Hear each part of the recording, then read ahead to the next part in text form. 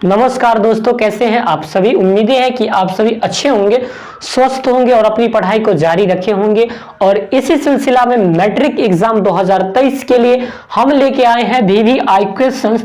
Matric exam 2023 के लिए ये क्वेश्चंस है कि पोषण किसे कहते हैं और उनके प्रकार को बतावे या उनके प्रकारों का वर्णन करें, ऐसा क्वेश्चंस आता है। आइए समझते हैं पोषण क्या होता है। तो जीवों में होने वाली वैसी प्रक्रिया जिससे जीव भोजन ग्रहण कर सभी क्रिया को संचालित करती है। जैसे मैं अगर कोई कार्य कर रहा हूं तो हमारे अंदर ऊर्जा चाहिए एक्टिविटी करने के लिए, और वो ऊर्जा कहां से आती है? तो वो ऊर्जा आती है पोषण से आती है। कहां से आती है? पोषण से आती है।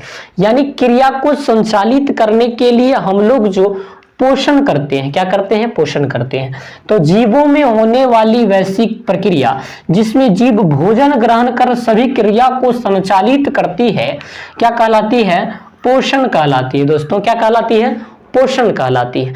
अब समझिएगा कि जैसे हमने कोई वर्क किया, इसके लिए हमको फूड की आवश्यकता होती है, इसके लिए हम ड्रिंक करते हैं, और जो प्रोटीन्स लेते हैं, कार्बोहाइड्रेट लेते हैं, विटामिन्स लेते हैं, ये सारी चीज हम लोग किस लिए लेते हैं? ताकि हमारा क्रिया जो है, मनुष्य की जो क्रिया है वो संचालित हो सके।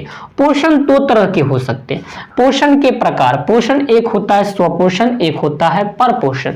स्व का मतलब अपना और पर का मतलब दूसरा।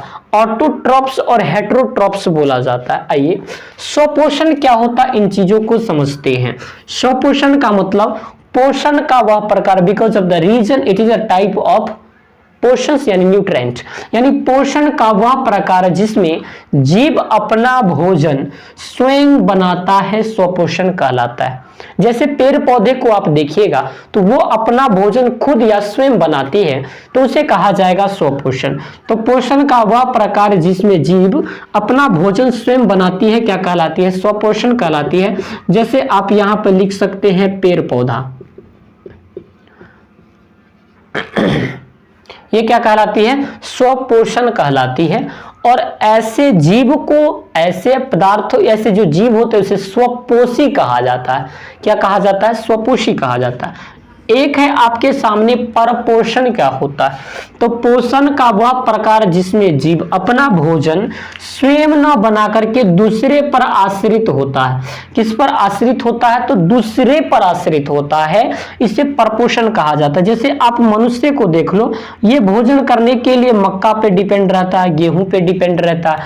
ये सारी चीज क्या कहलाती है? आपका परपोषण कहलाती है। तो हमने यहाँ पे समझा पोषण क्या होता है। तो हमने कहा जीवों में होने वाली वैसी प्रक्रिया जिसमें जीव भोजन ग्रहण कर सभी क्रिया को संचालित करती है, क्या कहलाती है? पोषण कहलाती है। पोषण दो तरह का होता है, एक स्वपोषण, एक परपोषण। स्वपोषण क्या होता है? पोषण की वह विधि या वह प्रकार जिसमें कोई जीव अपना भोजन स्वयं बनाता है, स्वपोषण कहलाता है। और वैसे जीवों को स्वपोषी कहा जाता है, जैसे पेड़ पौधा। दूसरा है कि परपोषण।